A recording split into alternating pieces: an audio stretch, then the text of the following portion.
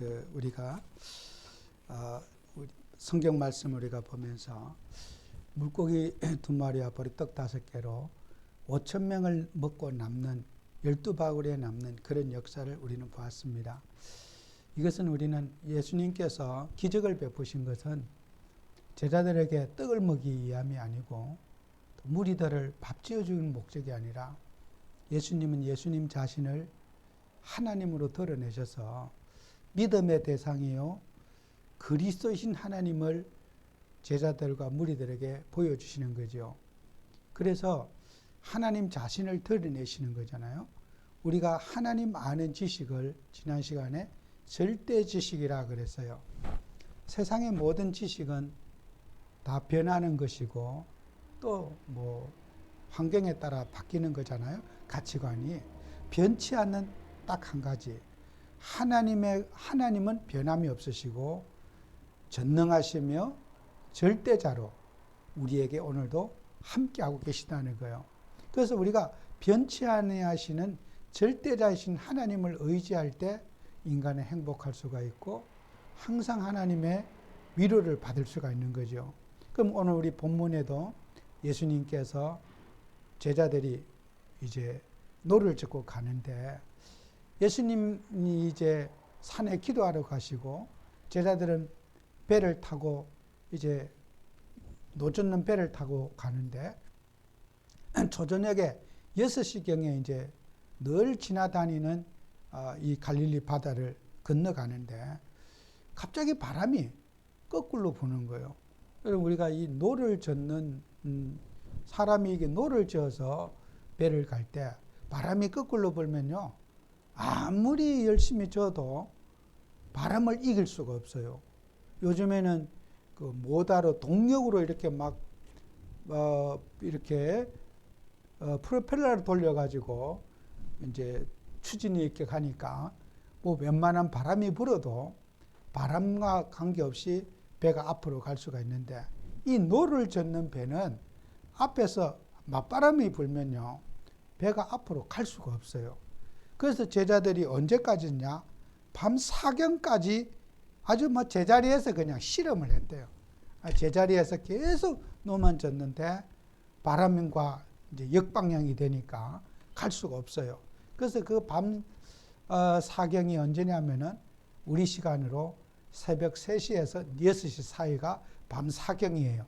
근데 그때 예수님이 깜깜한 새벽에 물 위로 걸어 올라오신 거예요. 제자들이 기겁했죠. 세상에 물 위로 걸어 오르면 물에서 걷는 사람을 못 봤거든요. 그래서 예수님이 내리니까 나다 안심해라.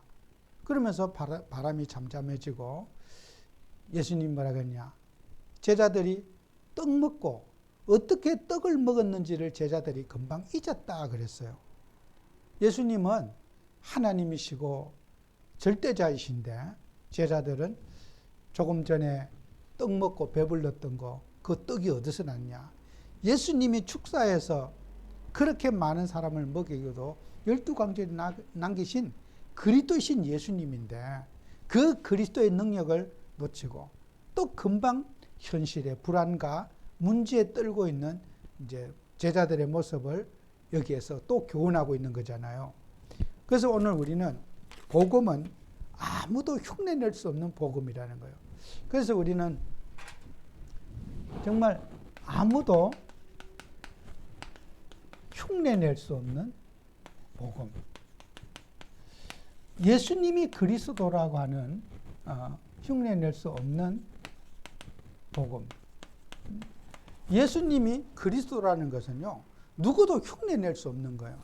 그래서 예수님께서 오늘 우리 다음 주가 우리가 부활절로 전 세계가 4월 셋째 주가 부활절 예배로 하나님 앞에 드려요. 근데 우리가 부활절 이제 다음 주 전 세계가 드리는데 우리 기독교인들이요.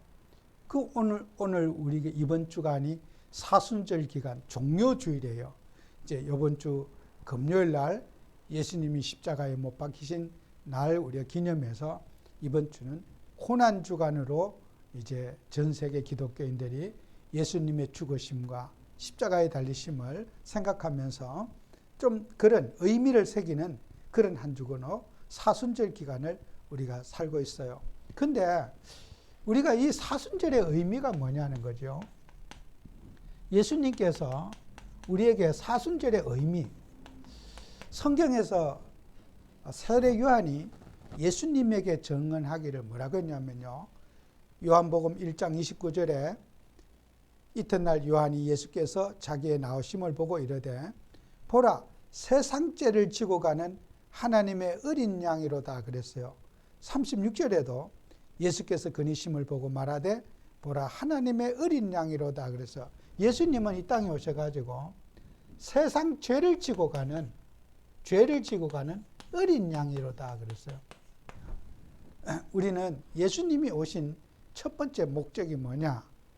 예수님 뭐하러 이 땅에 오셨느냐? 오신 목적, 세례 요한이 증언하기를 세상 죄를 지고 가는 하나님의 어린 양이로다. 이것은 우리 인간이요, 하나님과 함께 있을 인간이 하나님 떠나서 인간에게 이 땅에 고통이 왔단 말이에요. 창세기 3장 사건을 통해서 이 땅에 저주와 재앙과 고통이 왔기 때문에 그 창세기 3장에 지은 인간의 죄, 하나님 떠난 죄, 선악과 따먹은 죄, 그 인간의 원죄를 해결하려고 예수님이 오셨다는 거예요. 그리고 어린 양은 뭐냐? 왜 예수님이 어린 양이냐? 한 번도 결혼하지 않고 이렇게 자라가지고 예수님이 가장 젊고 할 때 예수님의 그 몸에다가 죄를 전가시키기 위해서, 이 원죄를 예수님의 몸에다 전가시키기 위해서 속죄물로, 예수님이 속죄물로 오셨다는 거예요. 예수님이 죄를 담당하시기 위해서 예수님이 제물이 되기 위해서 오셨다. 우리 인류의 모든 죄악과 저주를 예수님 몸에 짊어지시기 위해서 예수님이 오셨다는 거예요. 그래서 우리가 예수님을 통해서 이 모든 고통에서 해방받을 수 있는 것이 예수님의 십자가의 죽으심이거든요. 그래서 오늘도 우리는 예수님의 이 공로 때문에 우리는 사단의 손에서 또 운명에서 지옥 권세에서 해방받은 것이 예수님이 이 땅에 죄 문제 해결하신 그리스도라는 거죠. 그래서 우리가 예수님이 그리스도 되심 중에 제사장의 사역 가운데 속죄 제사로 오신 그리스도가 제일 중요한 메인 사역이에요. 예수님의 사역 가운데, 제사장의 사역 가운데도 속죄 제사를 오신, 제물로 오신 그리스도의 사역이 첫 번째예요. 그래서 구약의 예배에도 모든 예배에 피가 빠지면 안 돼요. 속죄 제사가 빠지면은 그 예배를 하나님 받지 않으셔요. 그래서 예를 들어서 화목제물 같은 데는 우리가 전병을 구워서 하나님 앞에 제물로 드려요. 반드시 모든 예배에는 이 속죄제, 피제사가 들어가야지 하나님이 예배를 받으시는 거예요. 피 없는 예배는 받지 않으셔요. 그래서 구약의 모든 예배는 어린 양, 예수 그리스도께서 오실, 우리 인간에게 죄 문제 해결하실 이 그리스도가 오실 때까지 짐승을 잡되, 그죠? 짐승이 아니라 우리의 인생의 모든 죄를 짐승에 전가시켜서 내 대신 죽어야 할 걸 짐승이 대신 죽는 거예요. 우리가 죄 지으면은 벌 받아야 되잖아요. 내가 벌 받고 저주받을 걸 짐승에게 죄를 전가시켜서 짐승의 목을 끊어서 피를 받아서 제단에 뿌려서 죄 사함을 받는 속죄의 길을 주셨어요. 언제까지? 우리 예수님 오실 때까지. 예수님이 오셔서 우리가 해결할 수 없는 이 고통을 예수님의 몸에 전가시켜서 우리가 영원히 소잡고 양잡을 필요 없도록 하나님이 완전한 제물이 되어 주셨어요. 예수님이요. 그래서 우리는 예수님 때문에 오늘 이 자리에 우리는 염소나 송아지나 안 끌고 와도 하나님 앞에 온전한 예배를 드릴 수 있는 거예요. 어떤 상황에도.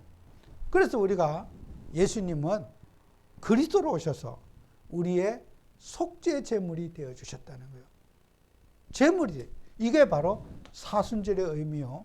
기독교 예배의 핵심이 예수님이 그리스도로 오신 것 중에 죄 사함의 그리스도가 이게 가장 메인 사역이에요. 그 죄 사함 속에 왕의 권세가 있고 선지자 말씀을 주시는 거지. 속죄 제사와 선지자의 사역을 같이 놓을 수가 없어요. 이게 메인이에요. 우리 예수님이 우리 죄를 해결하신 이 죄를 통한 저주, 재앙을 해결하신 이 그리스도가 이건 핵심적인 거예요. 그래서 우리 교회의 모든 중심은요, 예수님의 십자가예요. 십자가의 복음이 없는 기독교는 존재할 수가 없어요. 이 십자가의 공로를 통해서 어떻게 해요? 선지자 되신 그리스도 성령이 우리에게 오시는 거죠. 십자가를 통해서 성령이 오시지, 성령이 우리 인간 몸속에 임재하실 수 없는데 예수님의 피공로로 우리 속에 성령이 내주하시는 거잖아요. 그리고 예수님의 피공로로 사단이 머리가 깨지게 된 거예요. 흑암이 끊어지는 거예요. 결국 이 피제사의 비밀을 이해했을 때 왕의 권세가 나타나고 하나님의 말씀이 우리에게 성취가 되는 거죠. 그래서 여러분은 이 십자가의 언약을 늘 가슴에 붙잡아야 돼요. 우리가 영원히 해결할 수 있는 이 죄의 멍에 해결하신 그리스도, 속죄주로 신 그리스도. 여러분 이 전도할 때 현장에서 속죄주자신 그리스도 이걸 전달할 때요, 귀신이 떠나가는 걸 보게 될 거예요. 마귀 들리고 귀신 들린 자 제일 싫어하는 게 예수님의 십자가의 복음을 제일 싫어해요. 진짜 귀신 들린 자는요, 십자가 앞에 벌벌 떨어요. 마귀 들린 사람은요, 예수님의 십자가를 제일 두려워하고 무서워해요.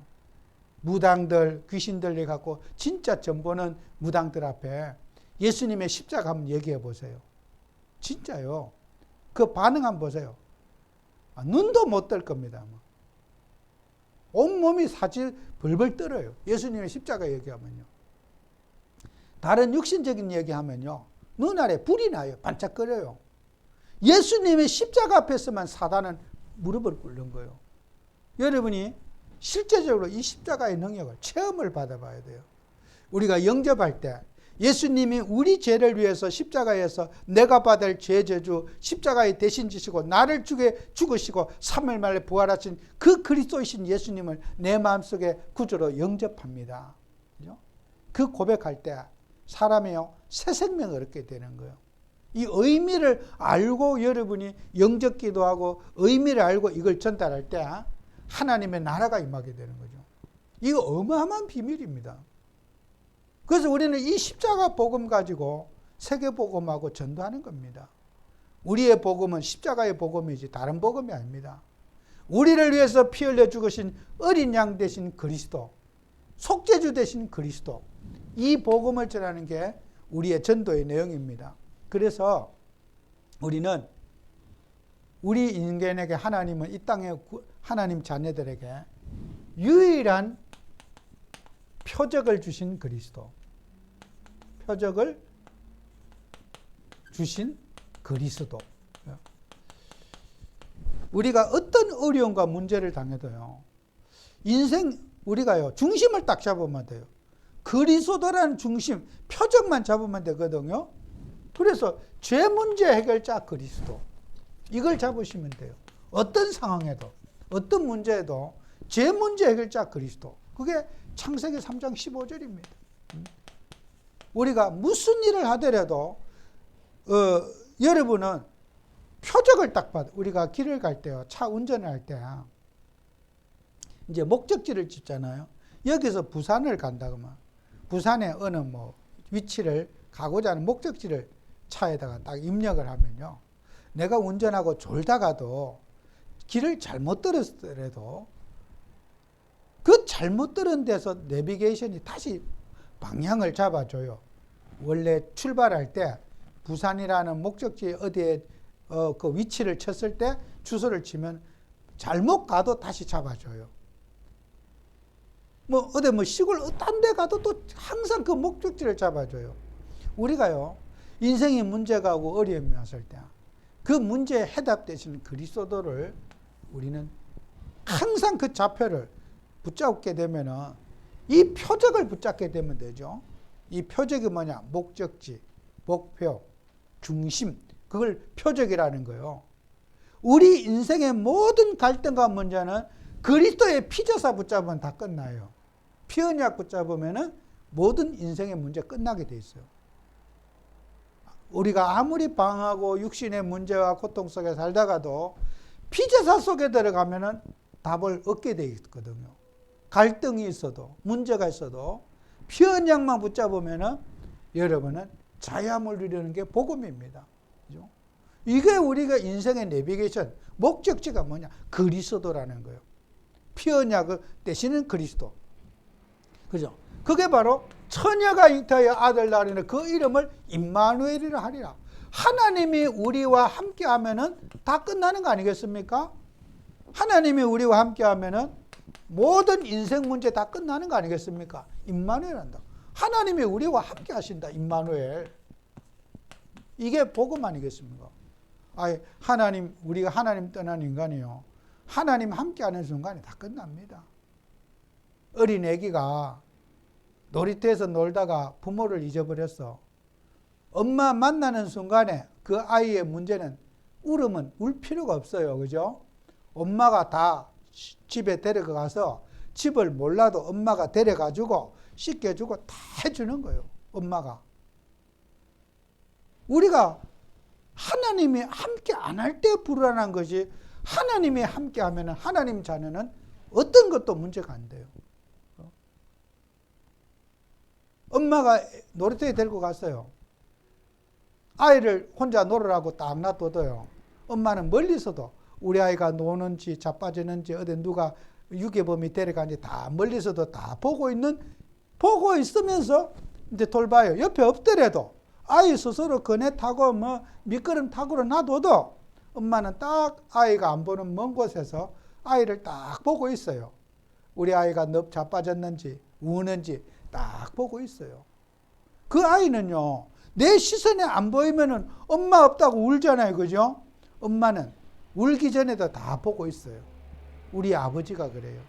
우리가 인생이 어렵고 힘들고 고통스럽다 할지라도 하나님 우리를 다 보고 있어요. 하나님이 없는 것처럼, 임마누엘이 안 되는 것처럼 하지만 하나님은 세상 끝날까지 우리 속에 함께하고 있어요. 그게 복음입니다. 우리 신앙은 뭡니까? 임마누엘입니다. 하나님이 함께를 누리는 거예요. 어떤 상황에도, 불안이 와도 문제가 와도 나는 하나님을 누리고 있느냐, 하나님이 정말 나와 함께하고 있느냐, 이거 확인하는 게 신앙 아니겠습니까? 우리는 불안과 염려, 임마누엘 확인 속에 모든 응답 다 받게 돼 있는 거죠. 이 축복을 누리는 게 신앙입니다. 다른 거 없어요. 그래서 우리는, 하나님 믿는 우리에게는 이 그리스도는요, 그리스도의 일을 성취하신 그리스도예요. 우리가 하는 예수님은요, 이 그리스도의 일. 여러분, 지금까지 우리가 말했잖아요. 예수님께서는 첫 번째 우리가 하니까 죄 문제 해결자 그리스도, 죄 문제 해결자 그리스도. 우리가 신앙생활 하면서요, 동정녀 탄생의 의미를 여러분이 좀 아셔야 돼요. 동정녀 탄생. 예수님이 왜 처녀의 몸에서 태어나느냐는 거예요. 예수님은 일반적인 모습으로 오시지 않고 사람의 몸을 입고 오셨는데, 마리아라고 하는 태를 빌려갖고 예수님의 몸을 입고 이 땅에 오셨어요. 모든 인간은 정자와 난자가 만나서 수정돼가지고 인간으로 태어나는데, 예수님은 그런 자연적인 방법으로 수정해서 태어나신 게 아니고 하나님이 직접 마리아의 뱃속에 임신을 시켰어요. 사람의 몸을 입고 아기 예수가 예수님 마리아의 몸 밖에 태어난 거예요. 이게요, 동정녀 탄생이 기독교의 핵심입니다. 왜 예수님은 처녀의 몸에서 와야 되는가? 이게 우리 인생의 영원한 표적이라는 거예요. 표적. 그리스도는 반드시 처녀의 몸에서 와야 된다. 약속이에요. 창세기 3장 15절에. 이 땅을 구원하실 메시아 그리스도는, 너희들이 기대하는 이 속죄주 그리스도는 반드시 처녀의 몸에서 와야 된다고 창세기 3장 15절에 약속을 줬어요. 메시아는 이런 분으로 오실 거다. 처녀의 몸에서 아들이 태어날 거다. 약속을 줬어요. 그게 바로 그리스도라는 거예요. 이걸 누가 흉내낼 수 있겠습니까? 이 세상의 모든 사람들은 다 엄마 아버지가 다 있어요. 고아도 엄마 아버지가 다 있고 사람이 낳은 자식들이에요. 이 세상의 모든 인간은. 우리 예수님만이 엄마 아버지가 결혼해서 낳은 자식이 아닌 여자의 몸에서 태어난 하나님이세요. 그게 예수님의 출생의 비밀이에요. 이거는 어떤 이단도 흉내낼 수가 없고 어떤 종교도 흉내낼 수 없는 표적이라는 거예요. 그죠? 우리 예수 그리스도의 복음은 바로 그런 복음이라는 거예요. 아무도 흉내낼 수 없는 복음. 그래서 우리가 표적을 혼돈하면 안 되겠죠. 그죠? 야, 누가 그리스도가 세상에 많잖아요. 전부 다 그리스도라 그래. 이게 답이다, 저게 답이다 막. 학교는 선생님이 또 이게 인생의 답이다. 장사하는 사람은 이게 장사하는 답이다. 뭘 하여튼 세상에 답을 얘기하는 사람 엄청 많은데 다 틀린 답이에요. 진짜 답은 한 가지. 예수가 그리스도로 오신 이 답이 진짜 답이란 말이에요. 다른 답 다 틀려요. 세상이 주는 답, 그거는 교훈에 불과해요. 참고에 불과하지. 진짜 답은 예수가 그리스도신 이게 답이에요. 동정녀로 오신 그리스도, 처녀의 몸에서 잉태하신 그리스도가 우리 인생의 답이라는 거예요. 그럼 우리는 답을 늘 붙잡고 살아야 돼요. 답 없는 세상에 답만 누리면 되는 거죠. 그죠? 뭔 우리 인생에 문제가 있어요. 답이 있는데 그리스도.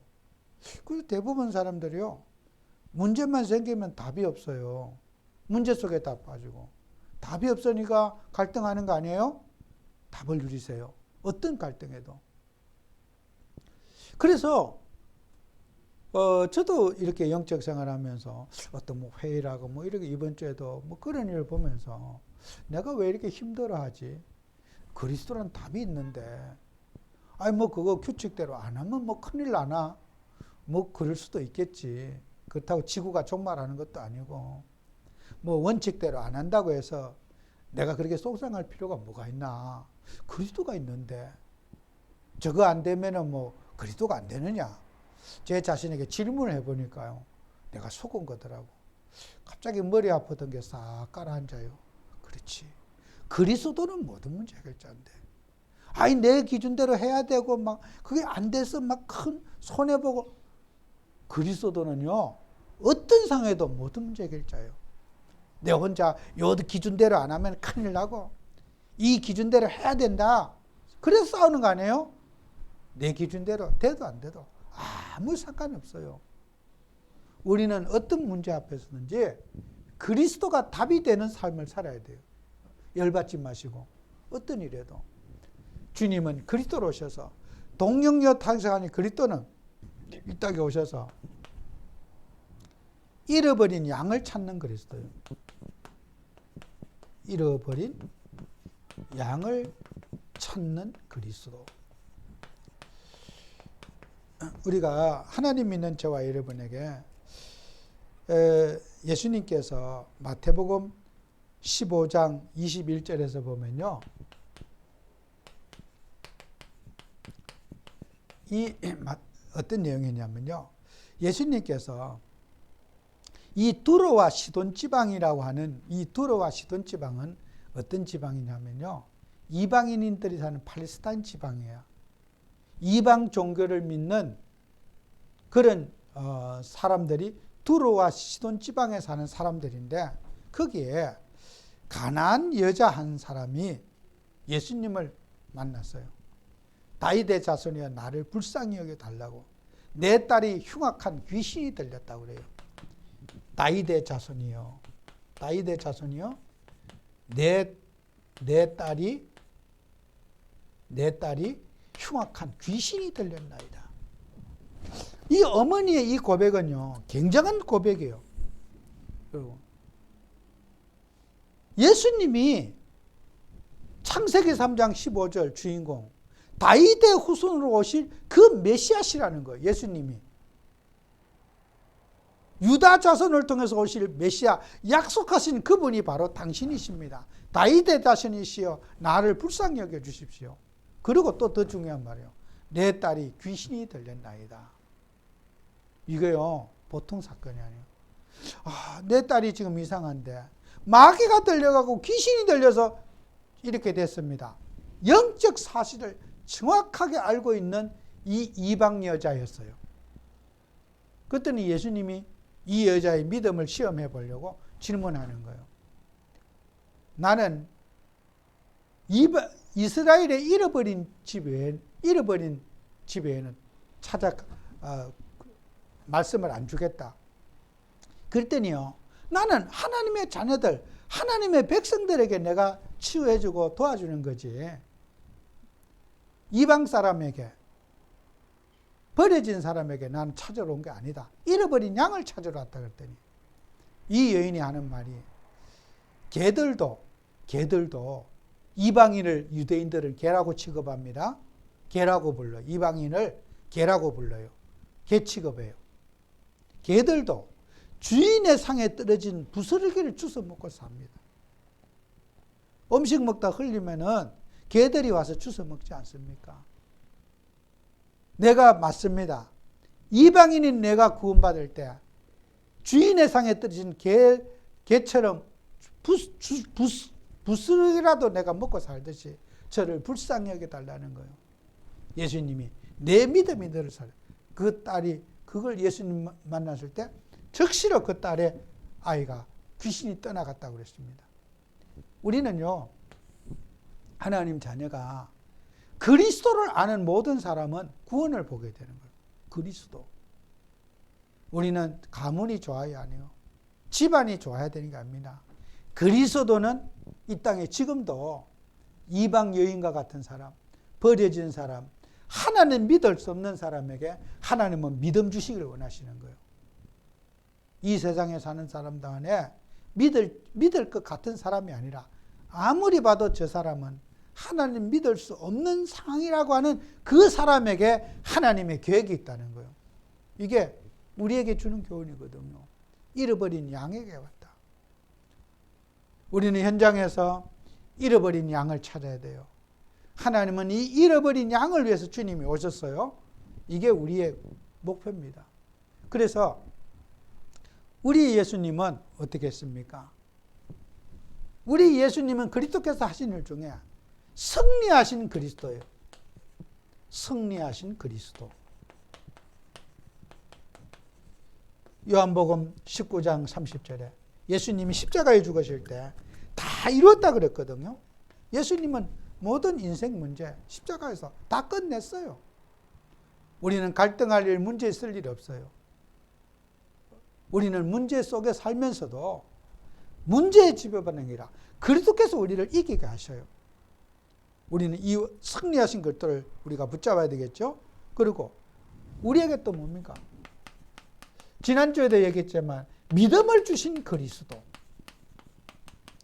예수님은 믿음을 주시겠어 물 위로도 걸어 올라가시고, 또 예수님은 오병이어의 기적을 베푸시고, 너희들이 육신적으로 빠져있는 이성적인 생각 속에 머물지 말고 나를 믿음의 주로 붙잡고 기도해라.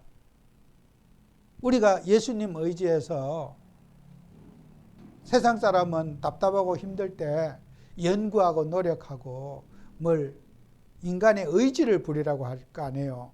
우리 예수님은요, 너희들이 나를 살리는 믿음을 가져라. 나를 살릴 믿음. 우리가 세계복음화는 내 개인으로부터 시작되는 거예요. 환경에서 오는 것도 아니고. 막 불교 집안에도 한 사람이 예수만 믿으면 그 집안을 다 변화시켜요. 우리 집안의 환경이 나쁘고 좋다가 아니라 여러분은 나를 회복해서 내가 예수를 믿고 기도하면은 하나님이 여러분을 다 믿음으로 승리하게 하셔요. 사람 의지하지 말고 주님 바라보셔야 돼요. 그래서 요한삼서 1장 2절에 보면은 사랑하는 장로 가야에게 말하거든.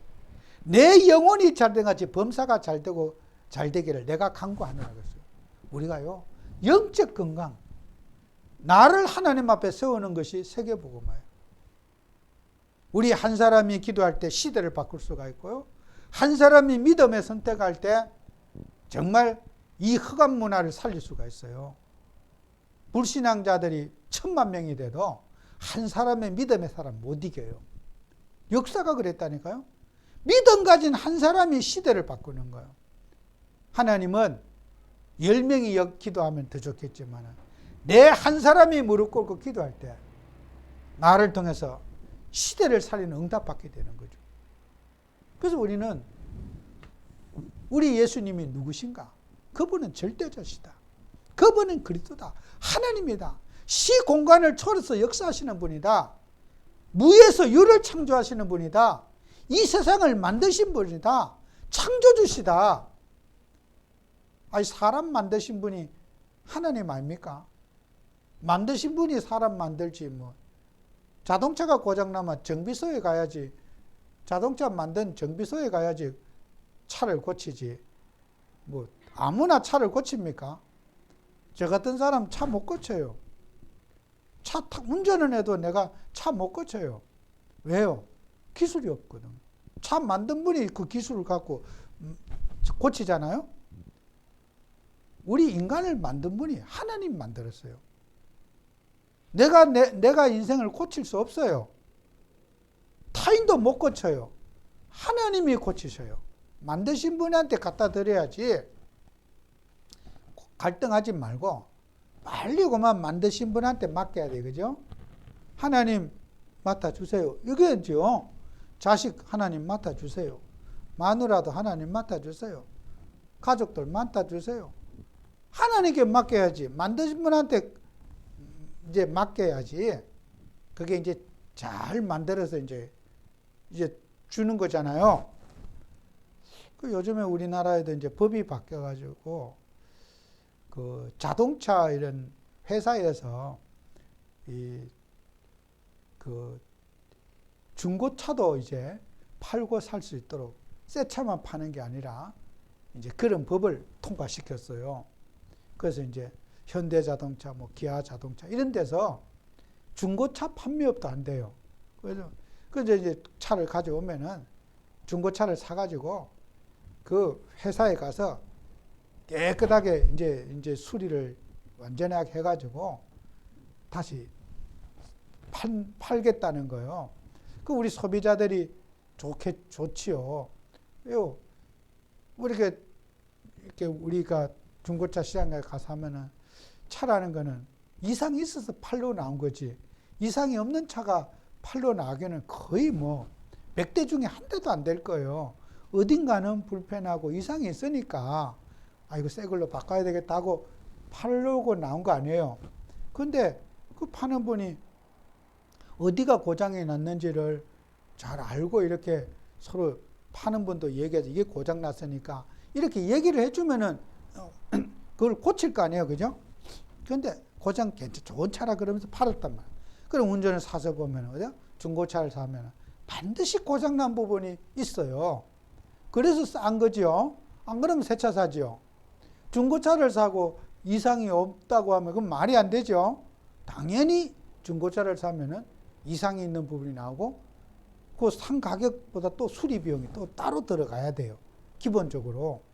근데 이제 하도 그런 문제가 심하니까 서로 고장난 부분을 얘기 안 해주니까 이제 정부에서도 차 만든 회사에서 차를 다시 되사가지고 그 공장에서 면밀하게 검토해가지고 보증서도 써주고 해서 중고차 팔고 사는데도 이렇게 좀 신뢰하고 팔 수 있도록 하겠다고 해서 이렇게 했다는 거예요. 난 참 잘한 일이라고 생각되어져요. 왜요? 만든 분이 잘 고칠 수 있기 때문이죠. 그러면 우리가 산 사람이 믿고 살 수가 있고 또 고장이 나면 또 AS를 또 받고 아니 내가 이게 지금 타다 보니 이렇게 됐으니까 당신한테 샀는데 고쳐달라면 또 고쳐주고 그게 신뢰가 되잖아요. 그죠?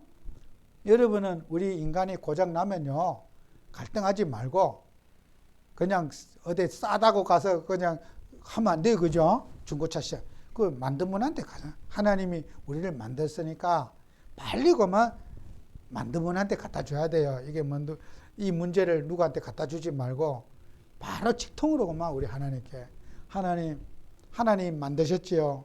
하나님이 맡아주세요. 고쳐주세요. 그냥 하나님께 그냥 그대로 갖다 주면 되잖아요. 그죠? AS를 하나님께 해야 되지 우리가 인간이 AS를 할 수가 없잖아요. 인간은 어떻게 고쳐요? 못 고쳐요. 저도 제 인생 못 고쳐요. 하나님께 AS 맡기시기 바래요. 부모님이 이상해. 부모님도 하나님께 AS 시켜야 돼. AS 탁 맡겨야 돼. 부모를 바꾸려는 사람 도란 사람이에요. 정신 나간 사람이. 사람이 막 50, 60 되면요. 절대로 안 바뀌어요. 그걸 자식이 부모를 고치려면요. 감정만 나고 싸움만 일어나. 어린 사람도 안 바뀌는데 50, 60 된 사람은 어떻게 바꿔요? 그냥 인정해줘야 돼. 하나님께 그냥 맡겨놓고 AS를 하나님께 맡기라. 나를 살리는 믿음 가지시라. 절대로 내가 고치려고 하지 말고 하나님께 맡기는 그런 여러분 돼야 돼요. 우리의 현장을 살리는 믿음 가져야 돼요. 그죠? 현장도 그래요. 세계복음화 어떻게 합니까? 예수님이 70인을 세워가지고 누가복음 10장 1절에 2절에 둘씩 짝이 돼갖고 추수할 것은 많대 일꾼이 적도다. 일꾼들에게 추수할 일꾼들을 보내주소서 하라. 여러분요. 추수꾼의 사명을 가졌어요. 지금 많은 사람들이 고통 속에 살고 있고 또 저 사람들을 우리가 구원하는 이 복음을 우리가 누려야 될 거예요. 그리고 여러분은 마지막으로 교회 살리는 믿음을 가져야 돼요. 교회. 마태복음 16장 19절에 베드로에게 너는 베드로라. 반석 위에 내 교회를 세우리라. 그죠? 베드로가 뭡니까?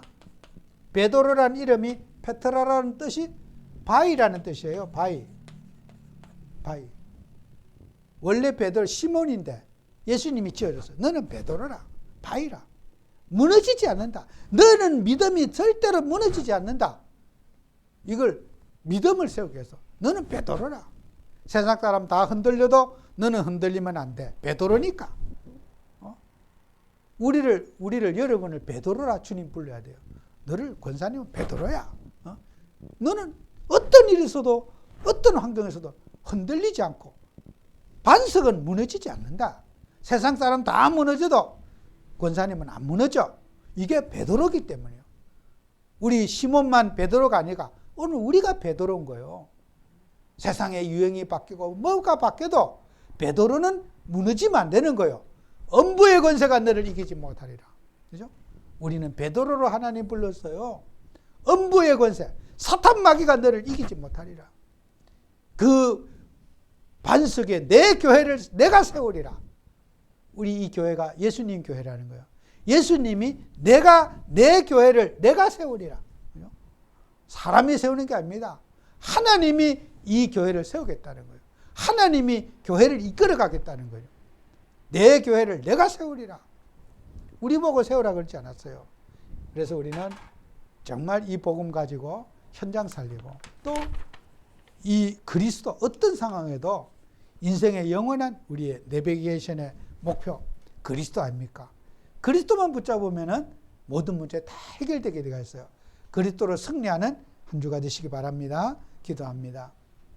주님 우리에게 은혜 주셔서 그리스도 대신 예수님을 누리는 또 한 주가 되게 해 주옵소서. 사순절 기간에 주님을 생각하면서 정말 어린 양으로 오신 그리스도, 속죄주로 오신 그리스도, 그분 붙잡고 영적인 힘을 얻고 흑암을 꺾는 한 주가 되게 해 주옵소서.